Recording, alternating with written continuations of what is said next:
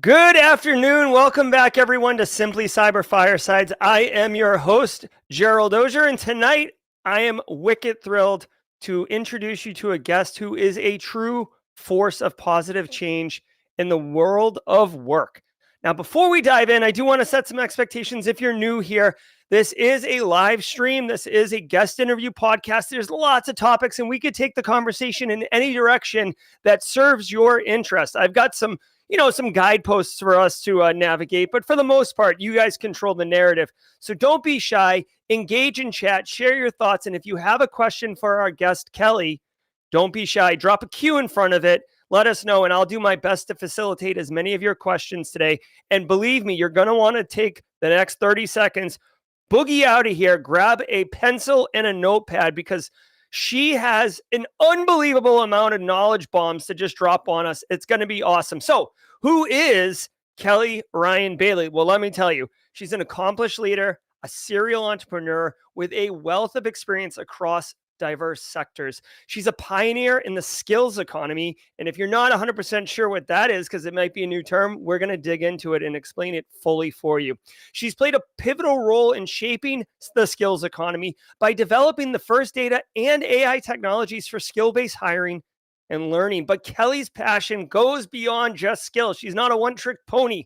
She aspires to empower individuals and organizations to discover fulfilling ways to work and live. And it's this reason that I got the vibes from her when she and I met for coffee a couple months ago. And I was like, dang, Kelly, this is amazing stuff. Would you please bring this to the Simply Cyber community? You can help so many people. She's like, absolutely, like high fives. All right.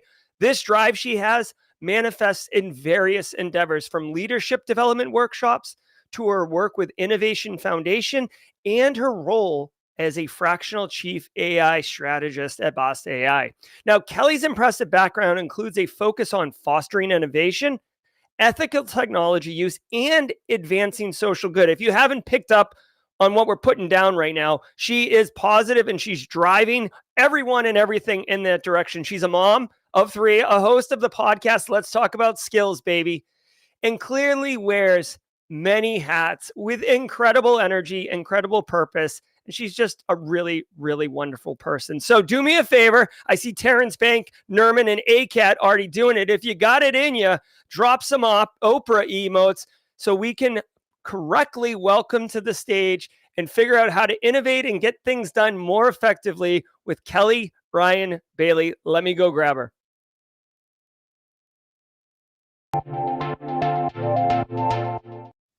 Hey, Kelly, how you doing? Hey, I'm so excited to be here. And wow, I'm blushing. Like, thank you so much for a wonderful introduction.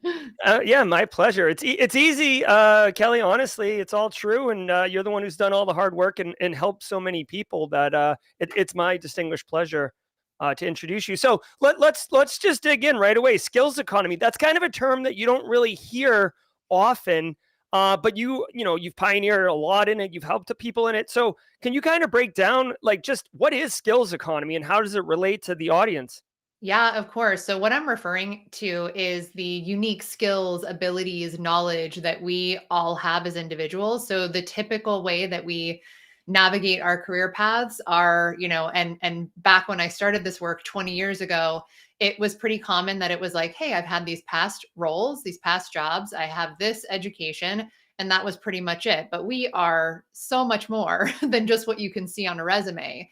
And if that is all a company is looking at, when you're either navigating internally, you're trying to look at upward movement, pivoting, all that good stuff. And for us as individuals, as we're going out there, I mean, our pathways are not linear. And how do we figure that out when we're like, what's transferable? What does this mean here? And to me, skills was sort of this Rosetta Stone that gives us a great description, or a much richer description of who we are as a person and how we match up to potential job opportunities or professional opportunities.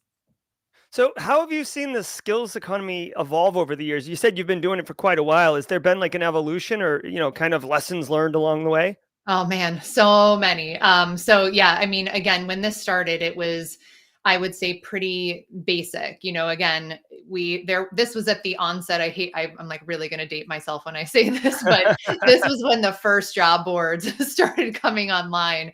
A typical applicant tracking system, the place where you go and apply to a job online on a company's website, all of that technology was quite outdated at the time. And it was very much based on what you might see in a resume, but think very high level and think keyword matching, like extremely, I say old school now, right? But when we think of where this is, and we started quickly building up a foundation of, there's data. I mean, you guys are tech people here, so I feel like I might be preaching to the choir here, but there's a lot of data and technology foundation that needed to be built up to actually facilitate movement through skills, because nothing was set up to work that way. There's also, with, anytime there's new changes in innovation, it's also a lot of mindset and process shifting within an organization, because they're so used to, let's say, hiring only from, this group of Ivy League institutions. They're not really thinking through to, again, the majority of individuals worldwide don't even necessarily have a 4-year college degree. So how are we going to understand what kind of skills? So that the evolution really was, I feel like we took so many slow but steady steps at the beginning. It was like very boring data, sort of building of technology, making sure infrastructure pieces worked. And then all of a sudden, I really say there were two momentous moments. One was back in, gosh, I think this was like oh my gosh, I'm like, really, the years have been flying by. Around 2008, the major financial crisis, when a lot of people all of a sudden were on unemployment. And so that was one big moment. And I jokingly now say that was almost like a mini pandemic moment, where it was pretty isolated to a particular location, but the issues were the same that we experienced in the pandemic. A lot of people lost jobs. There were apparently a lot of jobs open and available, but how do we get these two things to match? We couldn't figure out what people match in those particular jobs. And that was the first, big progression that we saw. And then a little bit of slow movement until pandemic hits, and we're experiencing a lot of those same issues, but on a momentous scale. So I think if anyone has heard about skills, it would have likely been within the last few years. No, yeah, I mean, it certainly has taken off. And really quick, I see Whole Cyber Human Initiative with 10 gifted subs. Thanks a lot, Whole Cyber Human Initiative, and the 10 new squad members who are in chat right there. And he was throwing a lot of love to you, Kelly, Awesome. as well. Yeah, so it's kind of funny. It sounds like it's very similar to this concept that I've been preaching lately to people is, be the CEO of you. Like, this concept of like, oh, like, hey, we're a big, this company's a family. We take care of everybody. But then like, you don't hit your Q4 numbers and layoffs hit. And it's like, wait a minute, you're going to lay off your family. You know what I mean? So I've been preaching this CEO of you. It sounds like that's the case as well. What are, you listed a couple challenges that have happened through the evolution in modern day today, as far as skills economy and individuals exercising that. What are some of the larger challenges facing these people, or what's some opportunities, or both? They might compare and contrast. Yeah, they might. Well, I'll start off with some of the challenges that we would see as individuals. Right now, I mean, I think we are experiencing a larger number of layoffs, especially in the tech field. So, I think a lot of people are in this sort of space. And the thing is, again, I'm going to go back to these when you apply for a job online. Now, whether that's directly through the company and the ATS system or applicant tracking system, or whether it's through a job board, you guys would be surprised at this point, but that technology is still so outdated. In many cases, we're talking about AI that is like 10 years old. So you really, as an individual, have to be able to communicate and understand how these systems are being used if you want to get through this like black hole, right?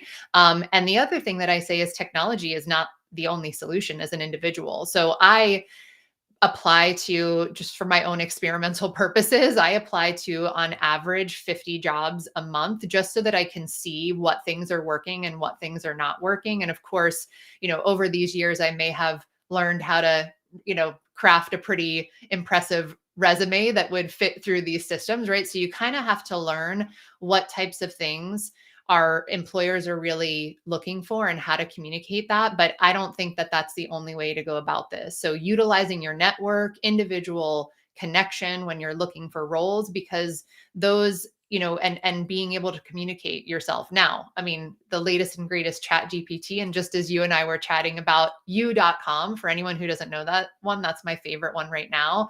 Anytime you're trying to do better on communication, like, please, this is where this version of conversational AI is so powerful, because it helps us describe things even about ourselves that are very difficult to describe, or compare yourself to a paragraph that you might find within text of a particular job that you might be interested in. So those are some of the challenges I'm seeing.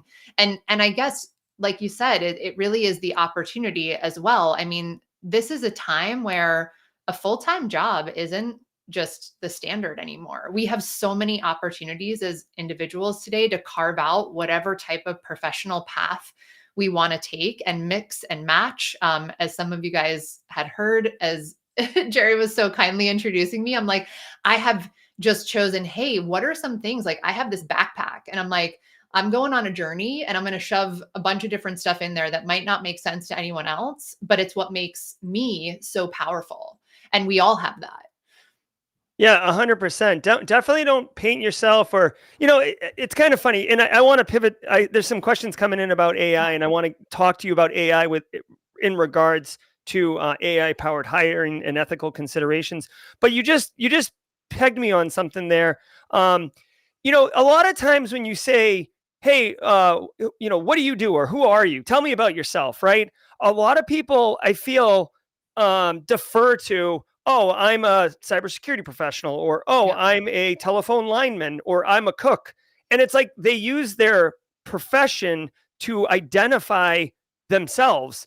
And I feel like that's a something you almost need to break out of and realize that, like, oh, like, I'm an academic, I'm a parent, I'm a husband, I'm a cyber pro, I'm a mediocre Magic the Gathering player. Like, you know what I mean? It's like, stop trying to stick yourself in a mold and realize that you can be very, very diverse and like almost like activate those different personas, if you will. Do you think there's anything to that? Oh, no, I totally agree. I mean, I think of it like you said before about being your own CEO. I mean, Mhm. we're our own brand, right? So that's the same thing. And we get to make that story. We get to make our own story as we go along. And I highly suggest everyone do this. Sometimes we don't see it as much in ourselves. So it's really great to ask close friends and confidants, like, what things they see about us that are just like a superpower, right? Mm. And you start to navigate that story. Like, it didn't have, I will be honest with you guys, I had a very difficult time describing myself up until a few years ago. There were all these disparate things that some people are like, you're still modeling? Like, how does that even fit in? And I'm like, well, to be honest, it's actually really helpful for public speaking because I'm doing commercials and, I'm on camera a lot. And they might not put those two things together, but it's like, and then what do you want the world to know about you too, right? Because you have a choice. You have a choice of what you want to share out loud versus what you keep for yourself. And I think it's just really powerful to figure out what that narrative is for you. I love it. Let's talk really quick. This is kind of a quick question. Chris Cahall dropped this early on. Thought leaders around skill-based hiring and what impact they've had on the conversation. Obviously, Kelly, you're a thought leader, so maybe those run in those circles. Any Totally. names you want to drop or suggestions for Chris and company to go check out? Probably the most popular, and I would say that some of them don't also necessarily only focus on skills. But oh my gosh, so Michelle, oh, her last name just blanked on me, but I'm gonna make sure I get this to you because she has a newsletter that comes out, and she wrote a book, but the newsletter, the reason I remember it is because it's Skilling Me Softly. And as you guys know, I love a good punny music name for titles. So Michelle Weiss. Weiss, that's it. Thank you. So she is a great person to follow. She's done a lot of work in this space. Yep. Michelle is amazing. And then a lot of people know of Josh Bersin. I think he focuses more on future of work generally, but he has a section that really describes skills. And then I think it's your flavor, right? Some people focus more on skills within learning and education. And if you're going that route, there's like a whole host of higher ed specific people focused on skills. Then you've got the group that's a little bit more focused on the business or HR side. So those two give you a good breath. Michelle is more academic. Josh is more business focused. And then from there, if you look them up, you will all of a sudden be unlocked to a lot of people. Oh, that's great. Thank you. Yeah. So another question that came in, and I'll pull it up, but or I'll mention it. It's Chris Kayal had a question. A couple other people had a question. Whole Cyber Human Initiative. You have experience with AI powered hiring, AI pre last year's ChatGPT. So like you've been in the AI game for a minute. What do you see as some of the significant ethical considerations and potential biases that need to be addressed? Like it's a problem. Yeah. Well, I mean, I feel like I'm speaking to the choir, but I'm going to say it anyway. There are just biases in the way AI is built, right? We look at the majority of people at this point globally. Number one, the amount of people and the type of people that you'll typically find building AI, and they kind of have a very similar I won't get into it, but DE&I is truly an issue, and the actual number of people that are building AI, like we need a much larger, our CEO at Bast AI, she often talks about needing a representative sample of people building AI to truly mirror human, like actual human, and not have those biases in there. So we're just really missing the diversity in building AI and the number of people of building AI. And that's why we're seeing some of these latest and even the latest and greatest and conversational versions have that bias because it's automatically built in. The other piece that I think we really need to keep an eye on is a lot of AI is still very black box. You and I were talking ahead of jumping live that besides the company that I'm working with, Bast, there's pretty much one other that is trying to be more open and transparent and show its work, which is a really big deal. What I want to get to the point is when we're actually showing what led up to the decision, the outcome of the actual answer that we got, because through that process, someone actually built that. And I want to know why they chose that. And when we start, that it's not that big of a deal, right? When we're like, oh, let's like ask for some marketing copy. But all of a sudden, when I hear that Moderna is using ChatGPT or OpenAI, it's kind of a bigger deal to me because now I want to know when my doctor comes into my appointment and this is only 40% valid, these responses, like I want to know why they're suggesting things that they're suggesting to me because they have this technology that's sort of like hidden behind not knowing where those answers came from. So those are the pieces to me that are most important. And in a hiring perspective, what I'll say is we are still early. I mean, this is generally, but hiring in particular, still early on the laws. But there is one that came out in the state of New York a few years ago that is actually requesting AI in talent, systems to be audited at the end of every year. And so I have a feeling we're going to start seeing a lot more of that. Yeah, that certainly is a good idea and favorable. It's not easy, obviously, because you don't want to give up the special sauce, right, of how you do it. I know you didn't want to do it, but I do want to give one example of bias that I feel is particularly germane to this, because just so everybody knows, this is a true story. You can fact check me on it, and it'll clear. And I don't know if you know this one, Kelly, or not, but basically, Amazon used AI to go through, thousands and thousands of job resumes to look for good Amazon candidates for their IT. Well, the problem is that IT is predominantly male. It's not exclusively male, but it's over half male. So when they trained the model on what good staff looks like, it was like, oh, men are good. So women were just getting, like, women could be great candidates and they were just getting nerfed by the AI because the AI didn't, that's how it figured it to scale, because it doesn't know diversity, male, female. It just knows that there's more male than female. So males must be better, which is obviously not the case on why the population is that way. But that, I mean, that's a perfect one. And it could have gone on for however long until Right. someone was like, hey, like, how's this thing work? Like, Yeah. why is it only returning men? Like, what? Right? Like someone must have noticed it. But you think if you think about it, in all honesty, it's the language, right? That men are, I mean, again, like language that men are using on the resumes that they're using to figure out who matches into these roles. It's Mhm. the language of who actually built and wrote the job postings. It's the language of who Yeah. built. So there's like bias on all of these angles. And then all of a sudden, it's just completely wiping out looking at anything else. Absolutely. So, I want to kind of, I guess, like double click into something or drill into something. So, a lot of people in the community with us right now live, some are looking for jobs, some are just keeping their eyes open, right? Some are like, hey, listen, I got to do what's right for me. I'm the CEO of me. Yeah. You mentioned applying 50 jobs a month and having a really good bead on what makes a resume get through to where it needs to get through.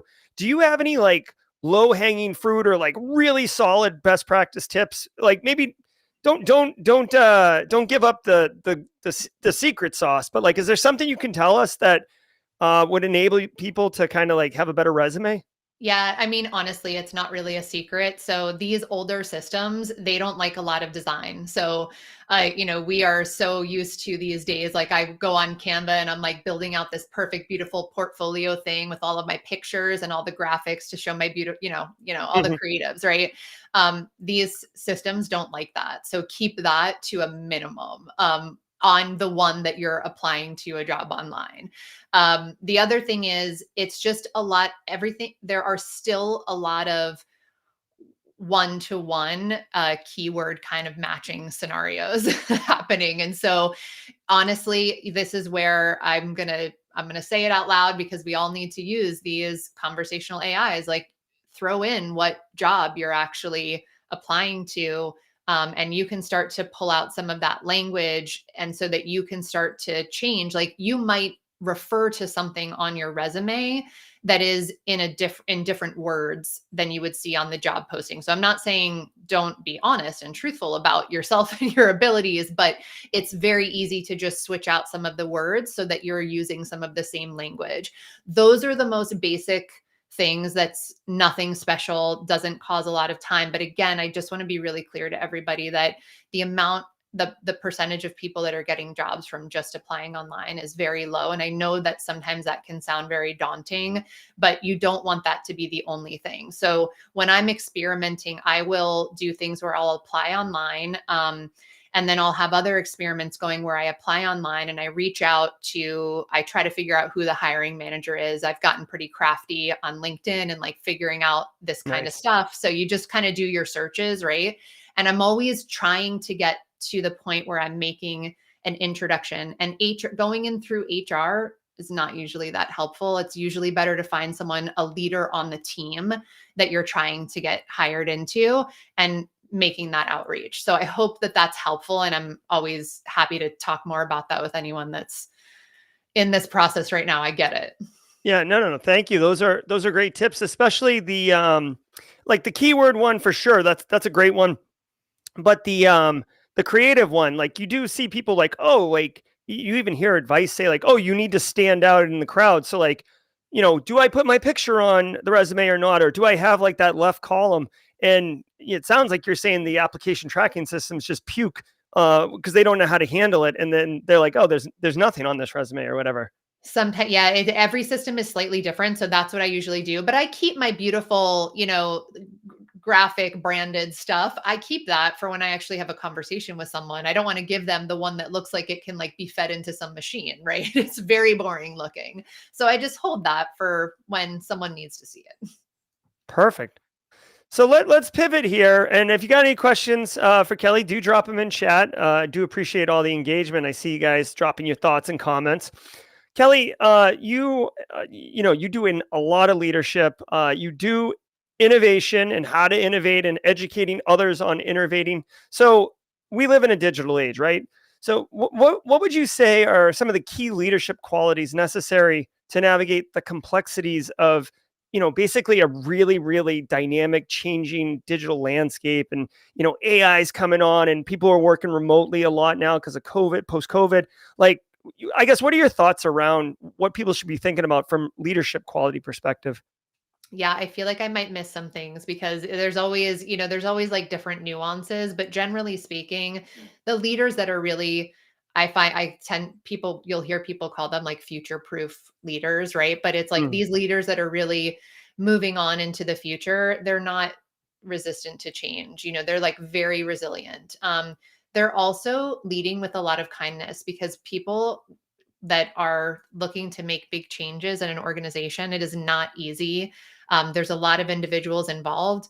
And so they just have this way about, going about major change in this like wonderful, very inclusive way. And honestly, they tend to be the types of people that are just I'm trying to figure out the right way to describe this, because I've like interacted with the people that are so successful. They're very socially conscious. Like they're not only thinking about themselves, they're actually like very servant style leaders. They're really thinking about the team and what works best and how we move forward together and make it as positive as possible for everyone. So those are kind of the general things. There's probably a list of skills if I was really going to think hard about it, but there's some pretty good, like they're just agile, they're resilient, they're empathetic, that kind of stuff. Yeah, empathy is a huge one. Empathy is a huge one. I definitely feel like we've gotten away from, you can just be like a taskmaster, just like, like a sergeant kind of thing. I mean, do you think there's anything to that, the concept of leadership in modern times, you almost have to be someone, you don't necessarily have to want to hang out with them, but you have to want to be in the same area as them. Is there something around that? I totally think so. I mean, it's you have to be very influential, and trustworthy. And honestly, if you're not, like if people don't trust you, if your team doesn't trust you, if your organization, if the majority of people in an organization don't trust you, Mhm. it's going to be really difficult to move things forward. And I'm not going to say that there aren't these anomalies, other leaders on a team that can block this kind of change from happening because we've all seen it. But for the most part, what I'm seeing, and also this is on the flip side too, remember that these organizations, they have customers. I don't care who your customers are. There's not an organization out there that doesn't have some customer. And we as buyers are also becoming more socially aware, right? And we are saying things like, and I'm sure we see it on all the different areas where we're interacting in our communities, where it's like, I don't want to buy from an organization that treats its people unfairly or is, let and or not actually thinking about what they're doing to the world and the environment. And so we're starting to see it, and that's why I think we're seeing the shifts on both sides. There's a pressure from the customers, but there's pressure to build these organizations into what us in society at large is really wanting. So I have a question. When I was coming up, right now I'm got gray in my hair, so I'm wise. But when I was coming up, I used to think like leader meant like senior person, been around the block. Like I can't be a leader because I'm only 3 years in the industry, or you know what I mean. And there's a lot of people in chat who are at various phases of their career right now. Is a leader reserved only for the senior person in the room, or how can people who are in chat right now realize some of the opportunities that come from delivering leadership and offering leadership qualities? Yeah, I mean, honestly, then there's leaders of all different levels, right? But sometimes there are the types of leaders that having a bit more experience is helpful, right? But if you think of this in like a servant leadership perspective, it doesn't necessarily mean, I mean, most of these great leaders don't have all the answers. And they are actually the ones that are willing to say, like, I don't know everything. And Mhm. that being said, as a younger leader, and again, there might be various steps to leadership that you'll take within an organization. Maybe you're just managing yourself. Maybe you're managing your family. You have kids, right? And maybe you're managing just a handful of people. Maybe you're coaching, maybe you're coaching a sport. Like there's all different ways that you can be in leadership positions. And in all of those, I think if you are humble enough to say, like, I'm trying to figure it out, just like everyone's trying to figure it out. Let's do this together. That kind of attitude, that's a super successful leader at any level. So don't hesitate to go after things. I mean, most people will not go after a role because they think, gosh, if I don't have everything that's listed there. Yeah. Yeah. Oh, yeah. No, that's that. You got, especially in cybersecurity. It's like every role's a unicorn with 38 years of experience, and it's like, what are we doing here? Yep. Yeah. No. I 100% agree. And I almost wonder if we talked about servant leaders earlier. I like to identify as a leader that serves. I'll allow others to determine that whether that's true or not. But I feel like if you have the mindset that like I'm going to help, I'm going to take charge, but for the betterment, possibly for myself, but for others, you will naturally find yourself leaning into a leadership position because you're going to be helping people, you're going to be serving people, and they're going to be looking to you for more of that or direction on what to do with this information or knowledge or service that you're giving them. So yeah, I 100% agree. I think it's an opportunity, and you can get it, like you said, coaching sports, running your household, in any facet of life, you can get experience as a leader. So, and it certainly pays dividends down the road. Moving over to innovation, like that's a buzzword. So I like innovation, okay, and I like moving fast, breaking things, trying different things with Simply Cyber and the community and everything. And I ask for feedback all the time from the community. It's great. They help shape what this thing has become. But unfortunately, like corporate America, like, ooh, like you got to innovate, like chief innovation officer. Like, how do you create a culture of innovation within an organization? And like, what's real strategies that actually does something that's innovative besides like a marketing term? Well, I'm really glad that you said that because I still use the term innovation because most people understand what that means.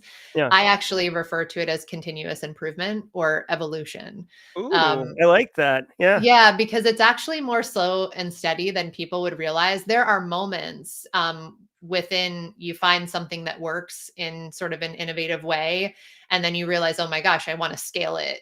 And there's sort of like this gas behind it, right? But I'm like you're constantly, in all honesty, it's just running experiments, and it's having a culture that is okay with failure. Is not what we all hear failure, and it's like, oh god, failure, it's the worst thing in the world. Failure is actually how you learn what things work and what things don't work. And so I actually even like remove that word. I'm like, we're learning, we're experimenting, and we're learning, and you scrap some things that just don't work. And from a strategy perspective, what I find, again, it depends on the size of the organization.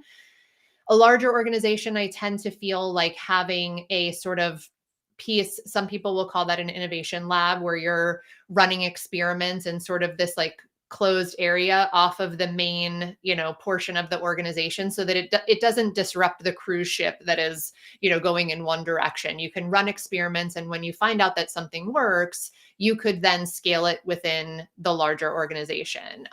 When we're smaller, and especially if anyone is out there going through maybe even a solo entrepreneur journey or a startup entrepreneur journey, you kind of start to bake that right into the culture. And like I just said, it's quite simply just to leave time for yourself to experiment with things. So you and I have talked about this, Jerry, where it's like, man, I really wanted to dig in more with experimenting on, using AI to create images for different things. I've done it in the past, but I haven't done it yet. So I actually have this time set up in my calendar where I just get to like play with stuff and figure out if it's going to help my business or not.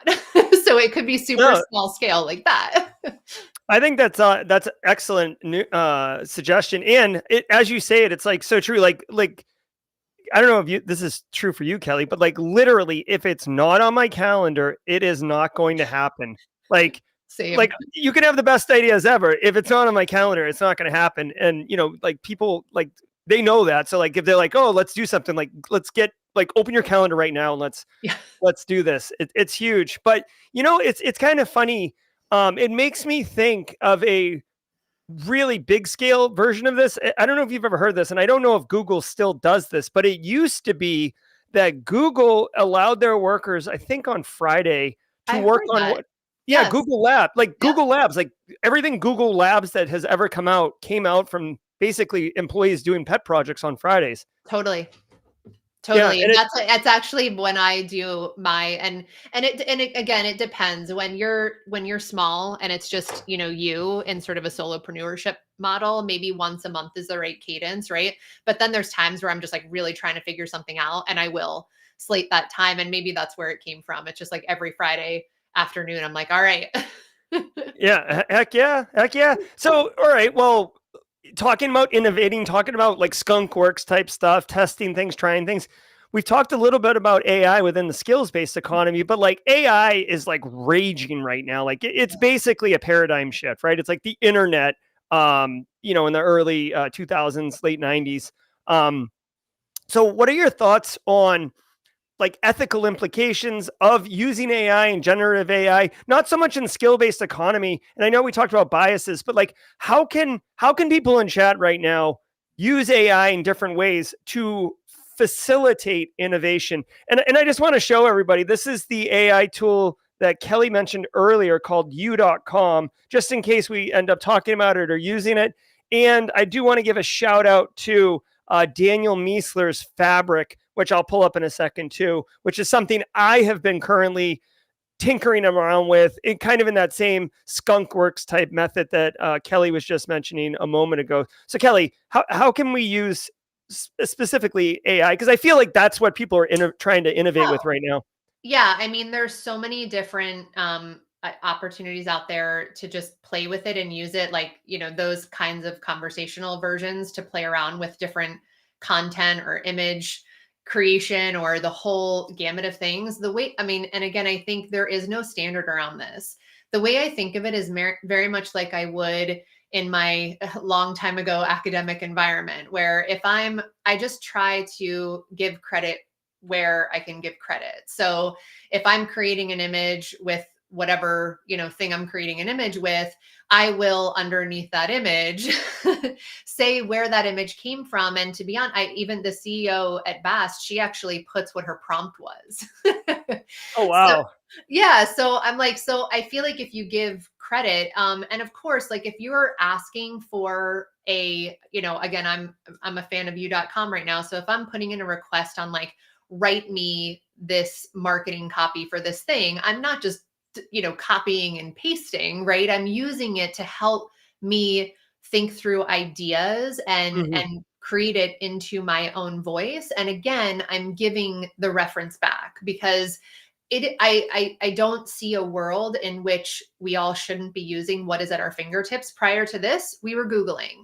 There's like Right. everything that we would be doing to try to get a hold of this information, and it's here. And we should be using it to help scale ourselves and figure it out.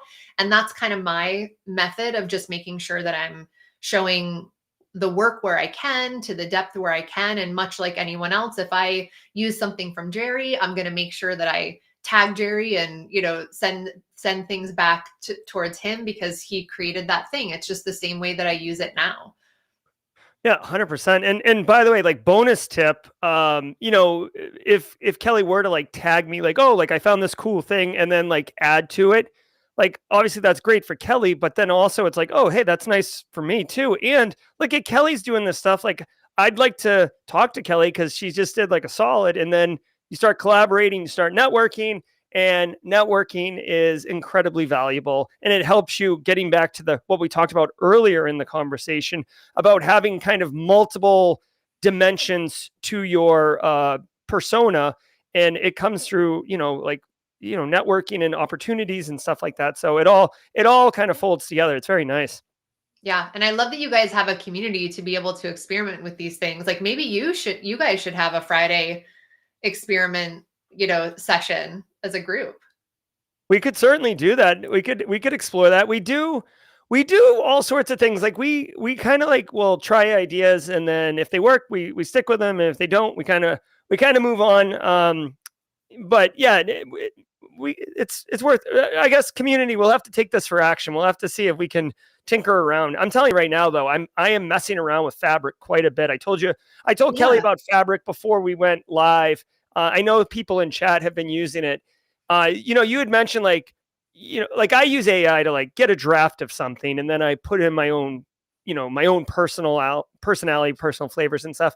With fabric, like you can really bake in your personality as part of the workflows and process. It's just so powerful. It's so cool. All right, Kelly. So you are an amazing business person, straight just crushing it. Okay, like guys, if I tried to run through all the things Kelly's crushed as a business owner and as an entrepreneur, like we would see the sun come up tomorrow. Okay, like the like I met with her for coffee, and like 30 minutes was me just like slack jawed, letting my coffee get cold while Kelly's just enumerating all the awesomeness that she is. So Kelly, based on all of your experience, what are some of the challenges that you faced as a serial entrepreneur, right? Like everybody always gets to see, this is something that is so true. Everybody always just gets to see the success, right? Oh, look, Kelly closed another deal. Kelly sold her business. Yay, Kelly. And it's like, man, Kelly's got it so easy. She just, straight line from start to finish. And I know it's not. I know it's a squiggly line. I know there's dead ends occasionally. What are some of the most significant challenges that you've had to deal with, and how did you deal with them? Yeah, I know. I wish that I could say everything always looked the way, everything was the way that it looked, from the outside. But no, it's challenging. I mean, I didn't even step into true entrepreneurship and into this world of startups until I was forced. So for me, the types of challenges, like it was a challenge having a family and trying to build a career. And for me, that wasn't going to work in the corporate world, at least at that time when I was having kids. And so it was a forced, and it wasn't very comfortable at the time. But now that I look back, I'm like, gosh, thank goodness it didn't work that way, because now I've been able to do all these things. And so having a family and wanting to create that balance and still be a present parent and all the things that we want to do in our lives, whatever that might look like for you all, that's definitely a challenge to learn. Our culture is very much a constant movement culture, and when you are trying to balance not working as many, you're like, oh my gosh, I'm not working 80 hours. Like, it's difficult. And then some health problems too. Part of I'm pretty open about this, and it's on the stories on my website. So for anyone who wants the full detail, like by all means, jump in. But I had a pretty massive burnout after my third was born in 2016. Like I couldn't get out of bed for a while. Like my body just stopped. My pace was it was too crazy, and having, all of that. And so coming back from, and some of the work that I'm doing now is even inspired by this, because it was like, wow, just when I thought I had the right balance, that was not the case. And so health is sometimes an issue too.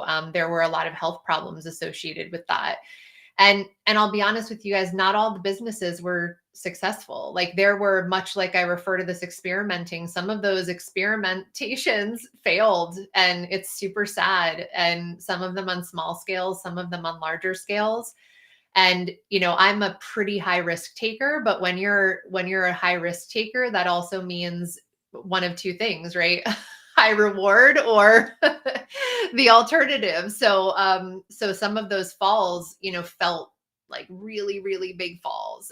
So I know that's still very high level, and I feel like I could talk to you guys about anything. So if you have questions, please ask. I don't want you to feel like I'm not sharing all the stories. Yeah, no, absolutely. So when, do you have like when do you know to pull the plug? Like, you know what I mean? Like so often you're like, I can make this work. Like it's just next quarter or just the next product launch. Eventually you have to say like, this isn't working, and you've got to come to terms with that. And, as someone who owns a business, now it's my only business, and I'm new to this thing.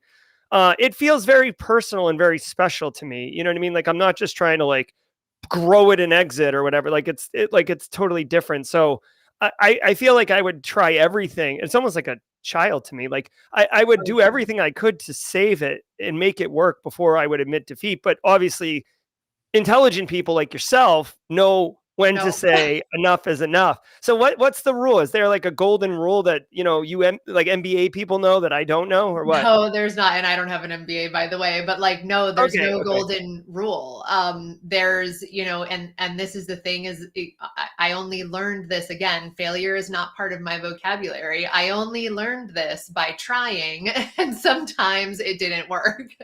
And it really, the ones that were harder were what you're describing, Jerry, where it was like my own baby. It was just this thing that I was really passionate about. And but everything is the way that I look at it. And I've sort of created this practice since this major burnout that helps me kind of reframe, because a lot of what I do now post burnout is more based on the lifestyle that I want to lead, because I want to, there's sort of these like high level things that are just like non-negotiables for me. So in all honesty, to keep myself, and I'm neurodiverse. So like if anyone had wondered, I am totally ADHD, and I'm just like, ooh, this, like I could go on and on. So I have to make sure that I'm really focused. And so I have, as part of my Fridays, like my Friday afternoon is always blocked. And part of what I'm doing during that time, if I'm not experimenting, is I'm just going through this practice that I've created for myself. And it's just to look at what's on my plate, everything that's going on, and like, does this make sense for my life? Now, when you're talking about a much larger company where other people's lives or livelihoods are part of it, that's a whole different scenario. And I'm not the only one making a call on whether or not that continues. That's more of a conversation. So it's a little different. But when it's something that you have soul, call to say yay or nay, at this point, my decision looks very different. It's much more based around what works for my life. And just like anything else, like, again, I don't say the word innovation, I say the word evolution, because we are evolving beings. What works for us this year might not work for us next year. And it just depends on what your goal is and what that looks like. My goal is the lifestyle that I want to lead now. That's very different. And that goal might be different for another person. No, I absolutely love that. I love that 100%. A really pointed question came up. I really love that. Like, if you are working your butt off and you're miserable, why? What are you doing? No. Like, work to live. Yep. Don't live to work. Like, it's so, It's so true. But I know some people don't prescribe to that. And again, like everyone, you get the choice to live your life the way you want to. That's just the choice I've made by learning things that I've learned, and sometimes a very hard way. And it was like, gosh, to me, that wasn't worth it. And, there's a lot of ways to live life. And if I'm going to go out and do my own thing, I want it to be something that I find joy in every day. I don't want to wake up and have to walk in this room and be like, oh God, again. Not today. Yeah. Quick shout out to Tyler Ramsby, Black Hoodie on Super Chat, $10. Great interview so far. Thanks, Kelly, for being here and sharing. Thank you, Tyler, for the support. Thank you, Tyler. So really pointed question for you, Kelly, and I love this one. I think this is going to spark quite a conversation in chat. Sorry, the mod chat. Best note-taking technique, right? I mean, the way that we take notes evolves over time. What works for us? What's your like note-taking technique, and what technologies are you using to do it? Yeah, so I have tried so many different things. Yeah. I think you and I talked about this because likely I showed up with my latest is this remarkable tablet, also Yes. because I get to choose the beautiful cover that I want to put on it. But what I found was I travel a lot. And so I was like, inevitably I would be at a meeting, and I'm mature, I'm wise, as you said. So like I've been around for a while before technology. I still have a thing about writing it down. There's just something in where it sticks for me when I do the actual writing. So that was a big deal to me. But inevitably, I'd be on these trips, and all of a sudden, I'd realize the thing that I needed was in the notebook that was at home, but I was also carrying multiple notebooks and taking up very important travel space in my bag. So Yeah. this to me is the one that just, does it for what preferences I like. But again, much like any other tech, I often think of like, okay, what is it that I'm trying to do? And is there a solution? Because someone else was like, oh, just use your iPad and the stylus. And I was like, but I need my iPad to like actually get on calls. I still need to have a separate notebook because I'm not trying to travel with now also like a laptop and an iPad and the notebook, right? Yeah. You're like, your carry-on has a carry-on. You're like, Yeah. what the You take out your devices and they're like, what? You just need 5 containers. What's happening here? Yeah, exactly. Like, yeah, when the first thing you pull out is a power strip, you're like, okay, there's a problem here. Yeah, 100%. Do you, so with that remarkable tablet, do you find yourself, here's my thing, and I'm curious. So like, I have an Apple iPad with a little stylus, and I have like the, like the overlay that makes it feel like paper. Cause I'm like you, I need to write it down. It just triggers and stays in my brain differently. The notes go up, or Rocketbook, the notes go up to a cloud, and then I continue to look at my notebook, and instead of like wiping the notebook, I just buy more inserts, which is like the dumbest thing. I should just buy a paper notebook because I'm not using. Like, do you find it works well to go up to the cloud and like, access Yeah. that information? So this, okay, and I actually have a system for once I take notes and like what moves into action items. So Oh yeah, maybe let's I should go. clarify that that would probably be pretty helpful. So what you'll see, I don't know if you guys can see this if I share it, but it almost, Let's make you full screen really okay, I'm quickly. like, can you guys see this? So like I have each little thing has its own notebook, digital notebook. And so all of these little digital notebooks will be like the things that I'm constantly coming back to. It's like a client or a partner or something like that. Or I have an ideas one. And so this way, it's sort of like what you were describing. Like it's like its own folder. So I can constantly go in there and add as many freaking pages as I want to at any given time. That was a big thing for me because I was doing what you were doing. Now, when I take notes, so Yeah, which is not a good right, solution. Which is not a yeah, good yeah, solution. I'm like, keep adding pages. Yeah. So then when I take notes, this varies during the day because ideally I try to set myself up with a little time after a meeting or a call where I then take, okay, what are the items out of there that are action items? And then I have sort of my system for dealing with action items. If it's a tech project, it's going into a Jira board. If it's something related to social media, it might go into a My Monday. For those of you who love project management stuff, if it's a task that's like a really easy task, it might just go right into my task section in my Google Calendar because I know I can cross that off really quick.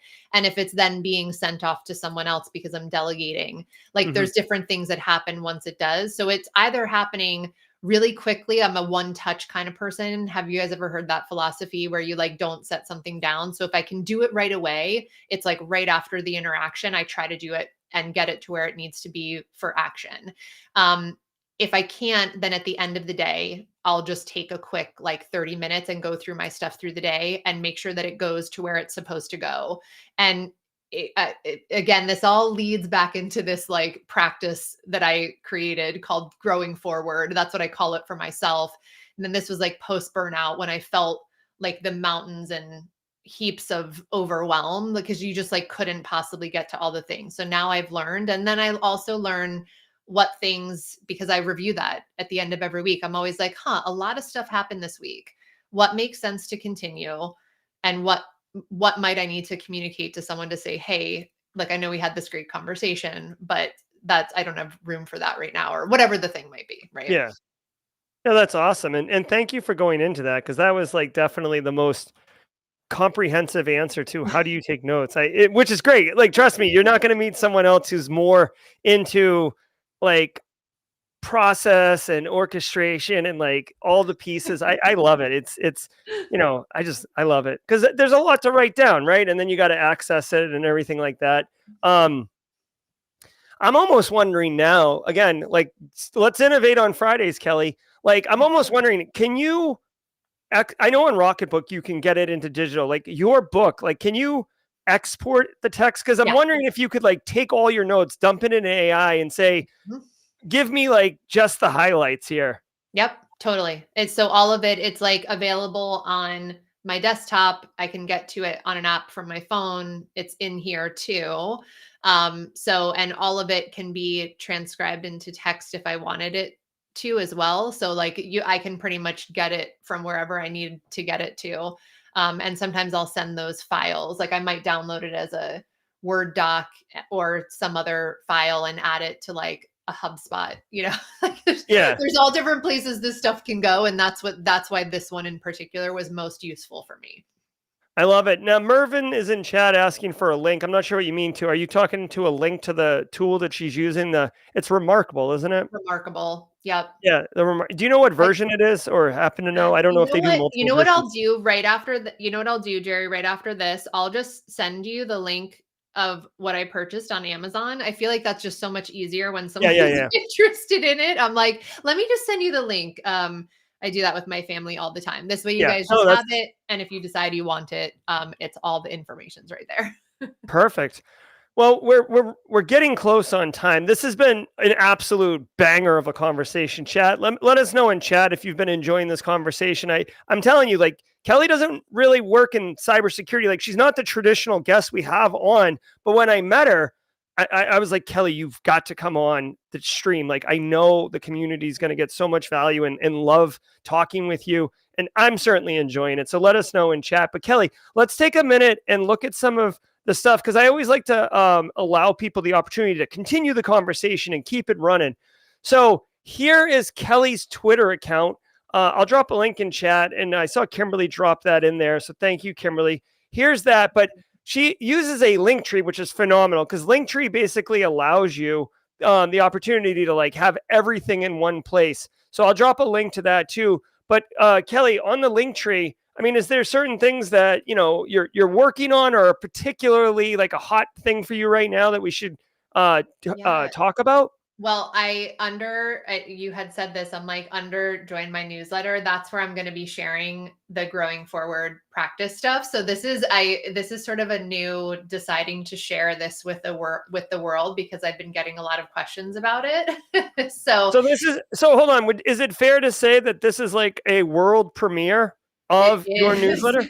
It is. I'm like, this has not even gone public yet. So you guys get it first. There it is. Way to go, Simply Cyber community. Look at us just crushing it like a bunch of bosses. All right, I'm going to drop a link in chat really quickly, so everybody can get this. But what's the newsletter? Like, what are we doing? Yeah, I mean, honestly, you guys, this is the early stages. So really, I wanted to start with like sharing the nuggets of this particular practice. And but it's to me, just like anything I throw out in the world, it is there to mold. So if there are things that you guys would suggest, I'm like always happy to take feedback on this. So my initial thoughts around it are, hey, I want to start sharing the little nuggets of this practice, get that out into the world and share how other people, much like we're talking about here, find their version of success, right? And like what are their little nuggets? So that's my hope with that. But if there are other things you guys would like to see,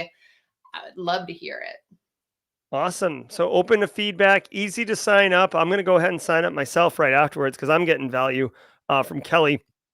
And I want more of it. I want more Kelly in my life. Now, I will tell you, just so everybody knows from a programming note, the link that I'm dropping in chat actually goes to Kelly's link tree, which basically a link tree is like a landing page where you can put all these different links.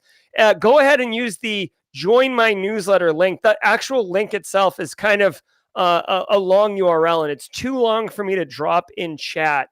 But if you just go to her link tree there and hit join my newsletter, you'll be able to do that. Now, Kelly, you are also on LinkedIn and you share a lot of wisdom and thoughts there. Are you open to connect? It looks like you got Yes. 5,000 connections.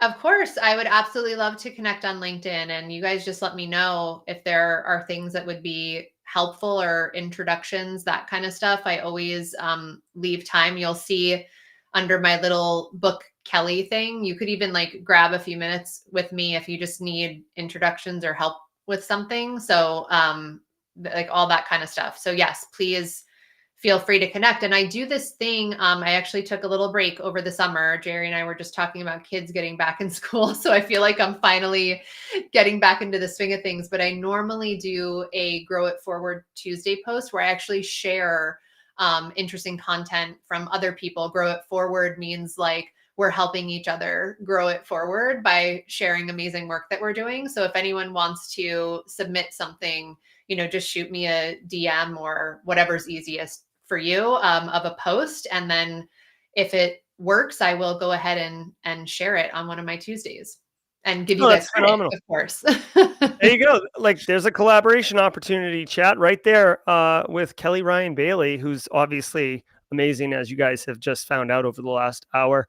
Kelly, any final thoughts or things to leave us with before we boogie out of here? The only thing I keep thinking of is, Jerry, when you told me you're like, I do this cybersecurity thing, and you had said like, how does that fit? Right. And I was like, the one thing I said to Jerry, and the same thing I want to share with you guys that I think is so wonderful, is that in the world of innovation or continuous improvement, as I like to say, getting outside of your sort of sphere of normal work is super helpful. Getting these different perspectives, hanging out with people that might not necessarily be in your exact field of work is what helps foster amazing new and creative ideas. So Yeah. don't ever hesitate. That's why I was so excited to come with you guys. I actually want to ask, can someone please download this chat for me? Because I feel like I missed all of this awesome stuff from you guys.